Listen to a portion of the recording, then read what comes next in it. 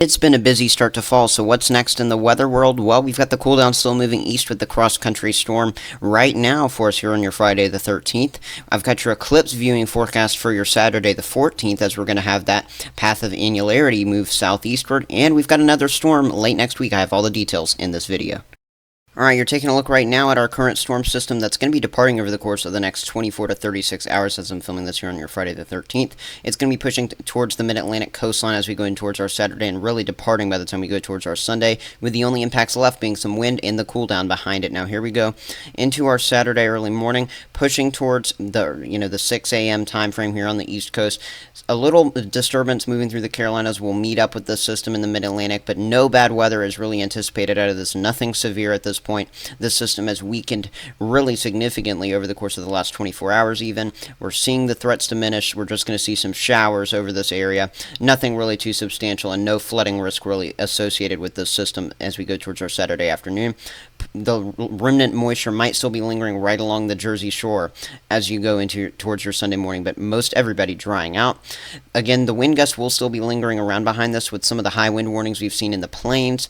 Those will sink on down, and we're just going to see some 20 to 30 mile per hour wind gusts move eastward with the system towards the Ohio Valley, the Great Lakes, and towards the southeast.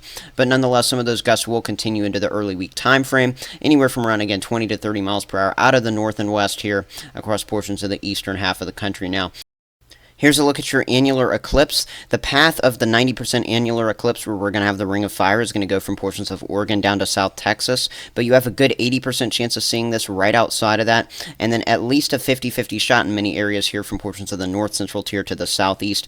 And when I say a 50-50 shot, I mean you're going to have 50% of the sun covered and 50% of the sun visible, but of course you want to wear those solar shades while you're viewing this, the special ones, of course.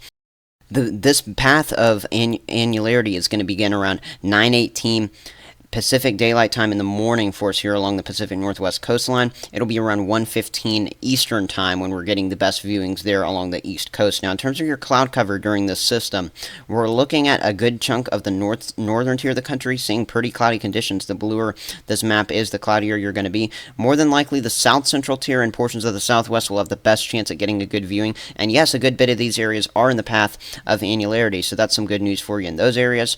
In terms of your rainfall zones during this eclipse, we're going to have one just off the west coast, and that's what's going to be sending the clouds that could cause a problem there. And then we've also got, of course, the rainfall basically completely messing your viewing, which is only about 30 to 40% anyway here in the mid-Atlantic to northeast, even 20% there into portions of New York. Nonetheless, this will mess up any chance at seeing that partial eclipse with some of the showers there. Now, in terms of your temperature anomaly tracking, 5 to 10 degrees below average in terms of the temperature department here as we go towards your Sunday. Of course, we got to get back to the weather, right?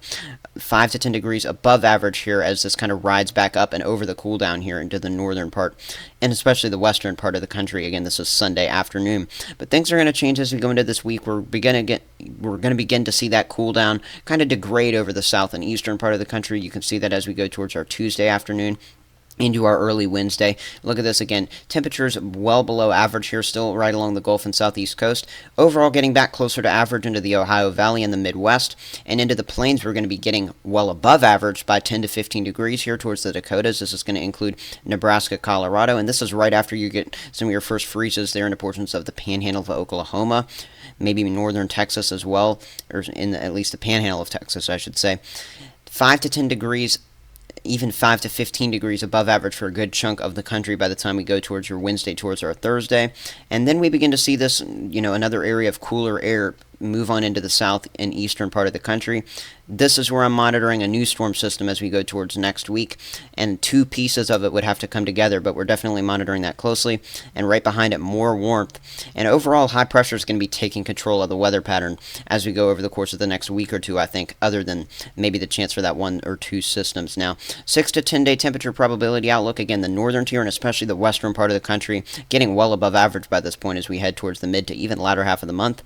And we're looking at temperatures pretty good bit below average here, especially along the southeastern coastline, and that's also where we have that system diving on down that I was just mentioning, and that's why it would be wetter than average in the Carolinas, Georgia, Florida, and then over here towards portions of Utah, Nevada, Arizona, well below average in the precipitation department there, and that includes portions of the north central tier as well. So basically where there's high pressure, of course, warmer and drier. So we're watching for the storm next week, but overall we're pretty darn clear as we go towards our Sunday. It's going to be a nice weekend for you, whatever you got going on, maybe some apple picking this weekend. Overall pretty nice, other than if you're trying to watch the solar eclipse, clouds aren't going to affect you. It's not going to be raining here over a good part of the country on your Saturday and towards your Sunday. As you go towards your Monday, we've got, this rainfall chance pushing on over into portions of the Pacific Northwest, into portions of Northern California.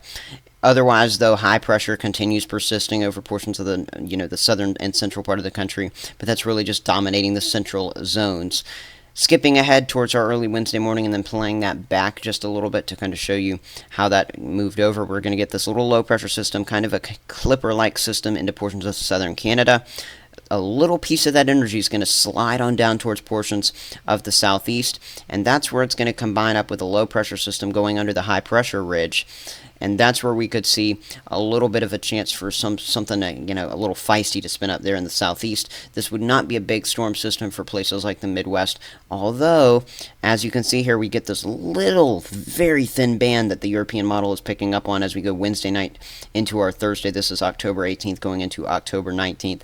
Very thin band of the potential for some showers, maybe some embedded storms. Overall, I don't see much severe potential other than maybe a quick marginal risk at best out of those storms, which is good. Of course, we don't want anything severe or flood, prone or anything like that. Now, in terms of these two areas of energy, notice how they begin to get close to each other. We've got one in the Florida zone into the Bahamas. We've got one pushing out of Mississippi and Alabama. They kind of come together. We've got a little bit of a coastal low that develops here, and this is very El Nino-like. This is something that I would be expecting to see a lot of in the winter this year, with these systems forming in the southeast, riding up the coastline and heading towards the northeast. So this is something I would definitely watch as a pattern that builds later in the fall especially, but this could just be kind of like a prelude here of what's to come this winter, with high pressure systems building back on up towards the north central tier. And by the way, watch my El Nino and winter forecast that I posted just a couple of weeks ago. Here we go. We've got the rainfall there into portions of the eastern coast, and as we go towards our Sunday, October 22nd. So this is really just persisting, and then eventually I think we clear back out beyond that. But again, this is, timing for, again, a week out. I like covering things in advance here on One Nation Weather, but things are not perfect a week in advance on the models. You have to understand that. So go ahead and be ready, but, just keep watch. Now, subscribe here and on the extra channel for me, please. I've got an extra channel, 1 Minute Weather. I type in some text, do some text-to-speech with an AI voice, and this just spits out some quick shorts for you here, so you can catch all the latest weather buzz as it happens, letting you know when tornado risks increase, letting you know even up to the minute when tornado watches are posted. So go check those shorts out as they come. I'll be posting 1 or 2 a day, especially during those severe weather events. Thank you so much for watching. Here are the credits.